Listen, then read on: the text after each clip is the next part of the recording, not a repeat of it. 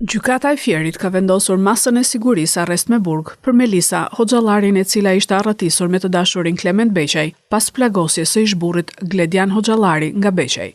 Ngjarja ndodhi në sy të fëmijës së tyre vetëm 9 vjeç, më 5 janar pranë zonës së njohur si Zogu i Zi në Fier.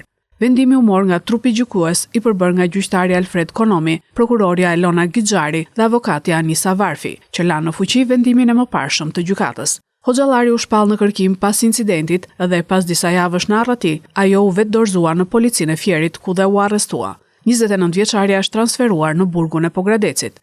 Policia ka njoftuar se specialistët për hetimin e krimeve kundër personit ndaluan shtetasen e shpallur në kërkim MH 29 vjeçe, pasi gjykata e Fierit i ka caktuar masën e sigurisë arrest me burg për veprat penale plagosja e rënd me dashje dhe prodhimi dhe mbajtja pa leje armëve shpërthyese dhe municionit. Më datë 05/01/2025 në lagjen Apollonia, dyshohet se shtetasi KB, aktualisht në kërkim, në bashkëpunim me 29 vjeçaren plagosi me armë zjarri shtetasin KH 40 vjeç.